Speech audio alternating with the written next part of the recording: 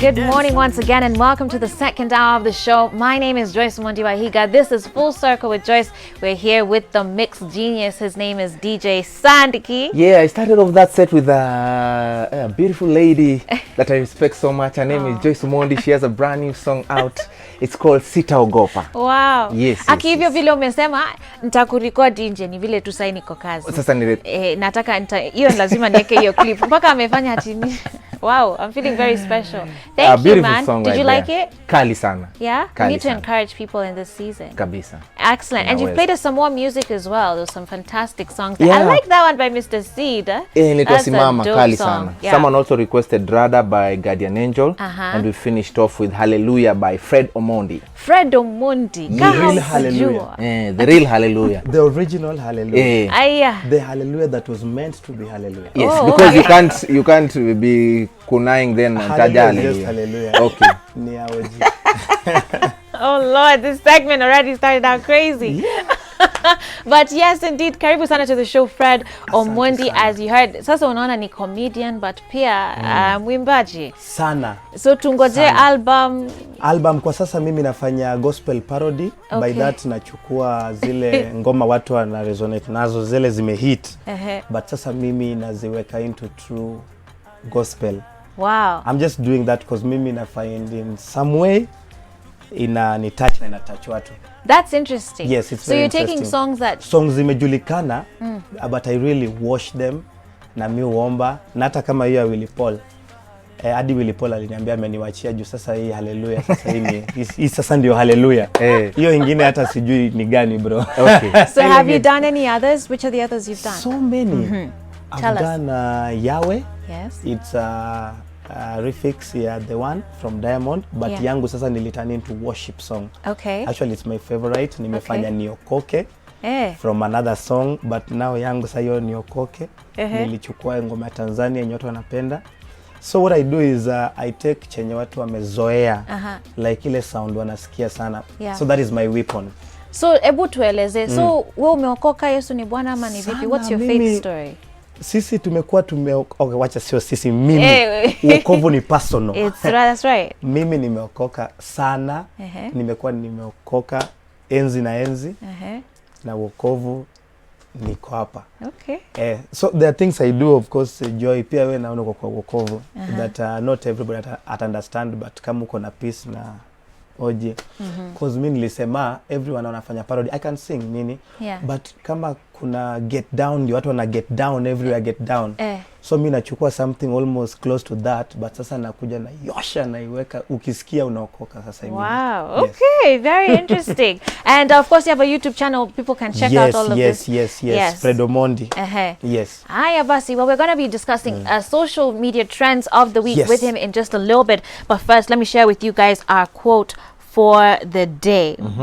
This one says, "Time is too slow for those who wait, too swift for those who fear, too long for those who grieve, too short rather for those who rejoice, but for those who love, time is eternity." Wow. Okay, let me read that one more time. Time is too slow for those who wait, too swift for those who fear, too long for those who grieve, too short for those who rejoice, but for those who love, time is eternity. And that's by Henry Van Dyke. And maybe Sadiq labda unaweza changia hapa kidogo, just to tell young people as far as the importance of using their time well. Unajua when we're in your 20s, we feel like we have forever of life. And we're like, YOLO this, YOLO that. Kidogo kidogo you're 30, kidogo kidogo you're 40. Time inaenda. Actually, time waits for no man. Mimi I throw back to high school because most of the time walimu walikuwa wanatuambia utafika, yani kuna wakati utanikumbuka. Kuna wakati utanikumbuka. Ukitoka hapa nje. So si tunaona tu we have all the time in the world, but wakati sasa unatoka nje unaona So mimi hata later wakati nilikutana na class teacher wangu from form 1 to form 4 anaitwa Mr. Kamau, nikamwambia baba zile vitu ulikuwa unaniambia kweli naziona huko nje. Si kurahisi hivyo. So I think it's important to make good use of our time. Absolutely. Na tutumie time yetu kuserve God pia in our youth. True. Absolutely. Yeah. Very important. Thank you for that. Speaking of time, kuna wengine they decided to spend theirs flying in style. Governor Joho and Junet Mohammed dropped everything and hopped onto a lavish Airbus A318 private jet to go see Baba, who was receiving surgery at a top German facility in the UAE.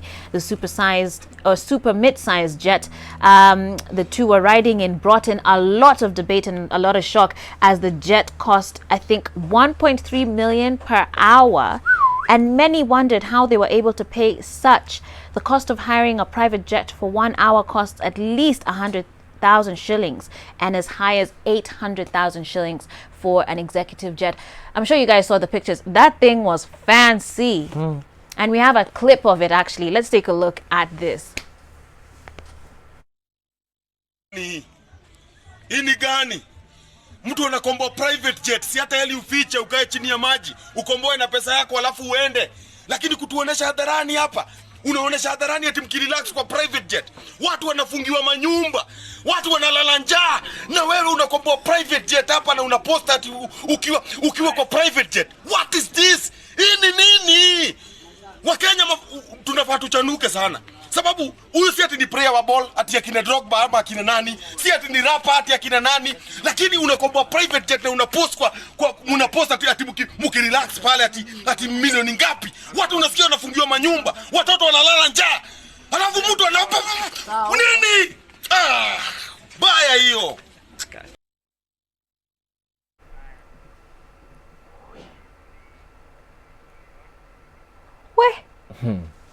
Jamaa amejam mpaka maneno hayatoki, hayatamki. We, tell me, I mean, but you know, he has a lot of sense. He's saying a lot of truth in that video. 1.3 million. Sasa ukweli usemwe, Joy. Let me be on the side of Joho. Aye. And on the side of Juanet.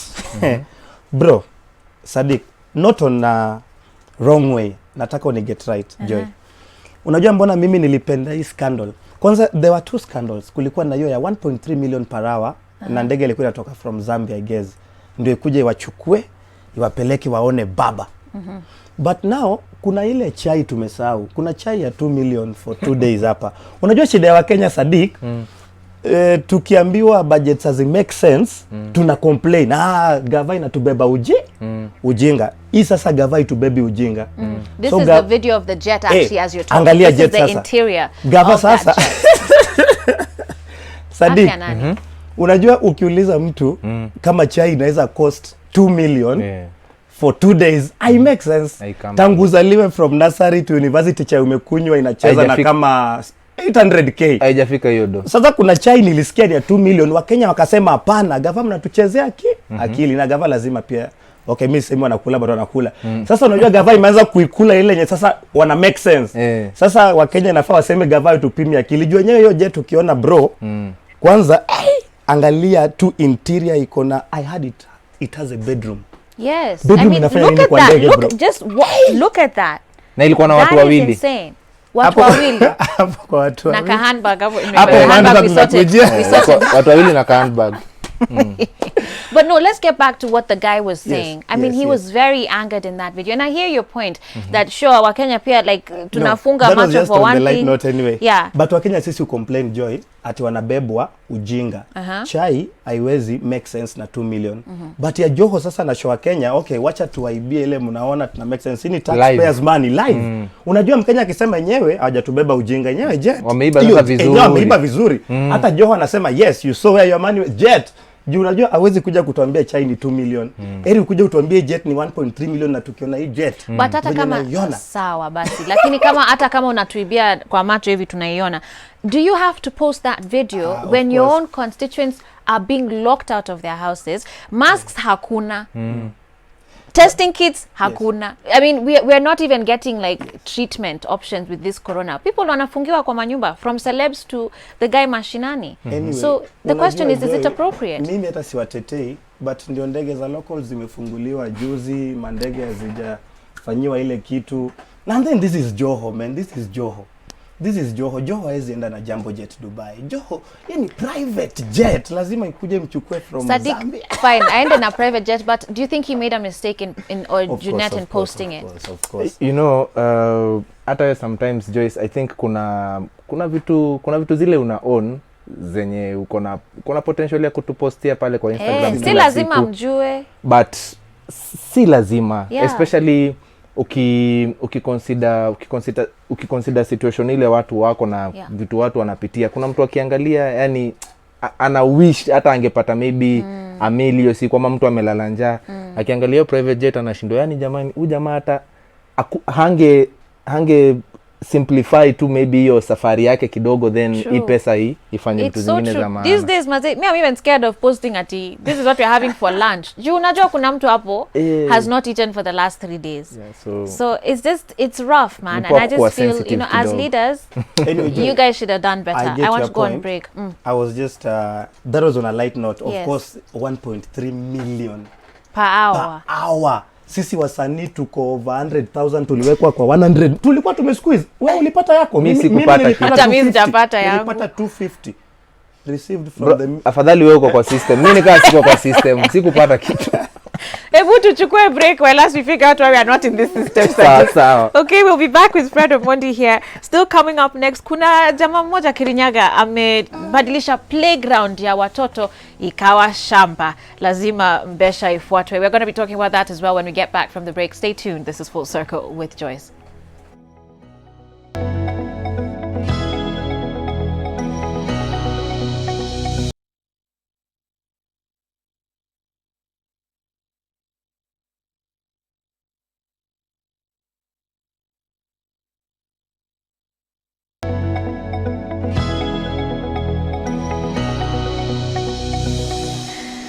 Oh my. Karibuni tena to Full Circle with Joyce here, of course, with DJ Sadiq and Fred Omondi as we go through social media trends of the week. Asanteni sana to everybody as well for sending in their feedback and their comments. We do appreciate you. Someone here anasema, Joyce, mimi niliona hiyo jet nikaanza kutafuta namba ya Joho. Ni muombe loan ya just 1 million. Kama unaweza rusha 1 million per hour. Akupe tu ka loan. Afanye busy. Afanye 1.3. Enjoying the show as always. You know Kenya iko na wenyewe walifika juu wengine wetu tulikuja kusaidia nchi. Ati sisi kazi yetu ni kusaidia nchi kukua na watu. Wao ndio kuna wale walishafika. Sisi we are just, you know, characters in this story. Watu waache kublame Joe and Jeanette. Kenyans keep making the wrong choices. Watu wachanuke. They are just eating your taxes wisely. Aya basi sawa. But let's get back to our discussions here, and I'll be reading even more of your feedback in a little bit. But there's some more stories here. As I mentioned, there's a Kirinyaga school owner who's transformed a playground into a vegetable farm, as most teachers and workers from private learning institutions have been suffering with no income. One man, James Kungu, who owns Roka School in Kirinyaga County, has seen opportunity during the Rona season and seen it right to convert his school compound into a farm and, in fact, planted horticultural crops. He works with his teachers and sells his produce to neighbors. I like that he's including the teachers. Yeah. Yes. Mimi naona ko sawa. Bro, you know, number one, he owns the school. Na ni ngumu kufunga mashule, like kufunga shule unless kuna pandemic kama corona. Yes. Hawezi funga shule ati watoto wamerudi nyumbani. So mimi naona ako sawa. He's Njoroge ama Kimani, niko tu sure anatoka kwa James Kongo. Nyeri, anacheza na Nyeri hapo kwa Murang'a. Niambie tu jina, inacheza tu hapo kwa James Kongo. Kongo. I knew. But Kongo is unajua saizi bwana shamba imekaa tu. Yani anaangalia shamba bwana imekaa bure. Then unajua shida ni moja, in private school. Kuna watu wako na deni ya school fees, unapata mtoto ako class 8 na kuna deni ya class 2 second term. Watu wanapatia dongo stress. Utakuona ndio maana hata hizi maslip hapa yani watu sasa hizi time ya corona dongo amekaa akapiga hesabu hakuna pesa kiora kaurie kwa toradi gotira fragrance na neke na man na dongo amesikia hawarudi mpaka next year. Guys, kwanza mmembaptize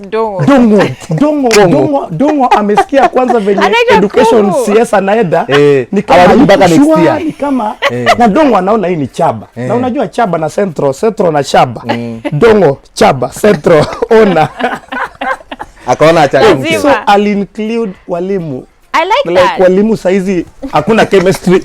Wewe mister kuja we rima hapo. Neke wa chemistry. Madam. Fiaka hapo.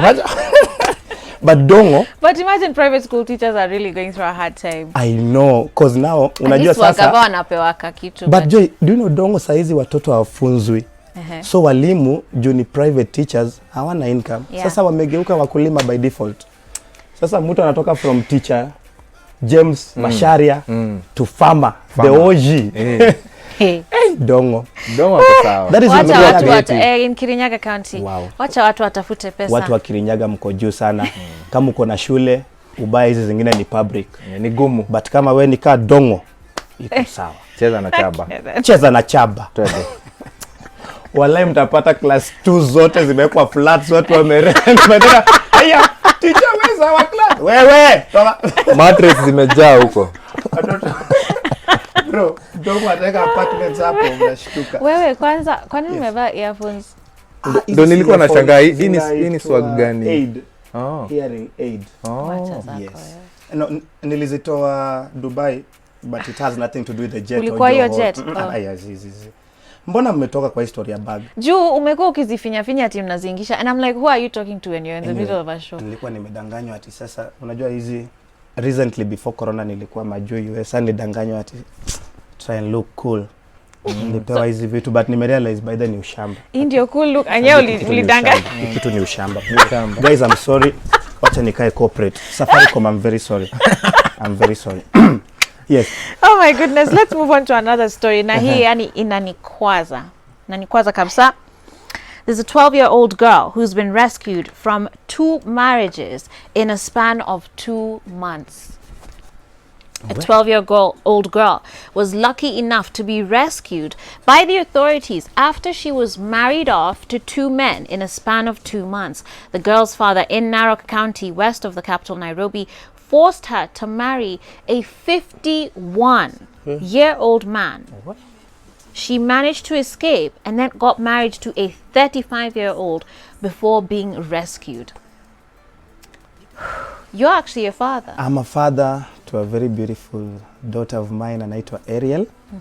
Nampenda sana. So actually jokes aside now, vitu kama hizo sasa siwezi jibu because kama huyo mzazi saizi akui question ama yuko mbele ya judge sijui. I mean, a 12-year-old should be in school right first now. Of all, that's like her granddad. Then 50, weta ni kama fossil, sorry, ancestor wako. But mimi shida nye niko nayo Joy ni wazazi wa huyu mtoto. And okay, so we're hearing, of course, this is now within Narok County, and we know a lot of those semi-arid regions have a lot of different cultural practices that maybe, you know, are quite questionable as far as, you know, children's rights are concerned. So there needs to be conversations like these ones as far as, unajua tunapenda utamaduni, right? Like we really appreciate our culture and who we are as Africans and, you know, what our traditions are. But some of them are so destructive. And I think it's important for us to speak out against such. A 12-year-old, for heaven's sake. But Joy, it's just basic common sense. Unajua kuna vitu zingine you don't need to go to school. Ni azinata tuseme kama wanyama. Unapata hata animals, they take care of their young ones, the cubs, the kittens, the what. Mpaka ikue a reasonable age. And sasa mtu tu ana reason. This is a very small, like imagine 12-year-old, that is like class, my daughter is only 6, like half of that. So I'm really feeling that. 12 years old ni kama class. Wewe repeat sana. No bro, lenga. Sadi pole. Kuna jatu chome. I think it's standard 6, 7 there. Imagine class 6, 51-year-old then akangukia 30. Wa kwanza alikuwa 51, then 39, then 35. But kwanza, okay, let's talk about this. There's the parents, of course, if they were leaning on cultural, I don't know what, that's one thing to discuss. But pia yule jamaa yani 51 years old unaletewa bibi at 12 years old yani husemi chochote. And even the 35-year-old unaweza sema at least he's younger, amechanuka kidogo, nini. Anafaa kuwa amefikiria kidogo, but 51 years old and then 35 years old unaletewa bibi that is basically your daughter or your granddaughter and you accept. Lakini kuna vitu hatuziweka mila akioshe. You know, people just try to bring tradition and culture. To me, I just say hizo ni excuses that does not make sense at all. Trust you me. Joyce, kuna area pia inaitwa Kuria. Kuria watoto pia wanakuwa married off as early as 11 years. Mzee anachukua ng'ombe. Okay. Na kuna story pia nilikuwa nimeguzia last week ya a dad who was molesting the daughter, biological daughter. So nilifuatilia hiyo story nikakuta it was just messed up because now ilikuwa found out that alikuwa ana molest the kid both mbele na nyuma pia. Mtoto tumbo imefura wakati alipewa dawa, worms zilikuwa zinatoka zikiwa hai. Wow. Na huyu ni biological dad kabisa. Na huyu mtoto ni 8 years old. So ameforce the rest of the children kumuita mama. So alikuwa amemgeuza mama. So mtoto amekuwa molested mpaka hawezi tembea sasa. So when these guys went to the house kupeleka relief food, walikuta mtoi ana crawl. Na akicrawl nje tu ya nyumba kuna sewage. So anaziguza. Oh gosh.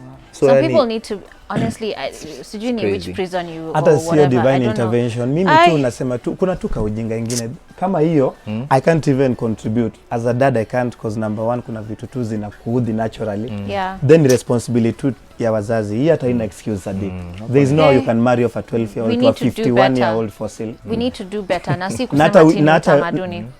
In this scenario, let me call that guy you see him and being that fossil. Inamaanisha hiyo fossil haina common sense. Yani hata hiyo topic wacha tulenge for now. Let's talk about getting married the right way. Yes. Okay? Yes. Kenya has now launched online marriages. Now pia wame launch online breakages. Breakups ni mingi kushinda. ni overnight. Yes I do na ni online. Oh, data ikiisha mmeachana. Abe bundles 1 GB kisha. Online inaisha lazima ukue online ndio ukue married. Kenya has launched online marriages in a bid to reduce human traffic at Sharia House and curb the spread of the coronavirus outbreak. State Law Office Chief Administrative Secretary Winnie Guchu gave instructions that the entire registration would be completed through the e-citizen portal. Sasa nyinyi wanaume mwenye mmekuwa mkikalia wedding dates, babe atakuwa hapo tu na computer. Uende tu e-citizen, boom, tarara, tantara, you're married. Kwani you don't have the info? Tangu announce hivyo, we've had I think over 20,000 marriages confirmed. Right. People are getting married. Kenya wanaogopa ni crowd. Hii harusi watu hataki. Ndio maana watu wananga kwa dio. Sasa imagine umeletewa tu ati unabuy tu ka bundle tu 1 GB unaoa. Badala ya usijui umetoa ng'ombe. Uende utangaze, uende uchukue hata haitaisha. Buda hata unachukua nini? Unachukua 20 GB polite unaokoa ka MB. Shida ni ipi lao ya 400? Shida ni pila ya 400 tent. Oh nini? Basi kuna wangana pressure. Then pia unajua keki.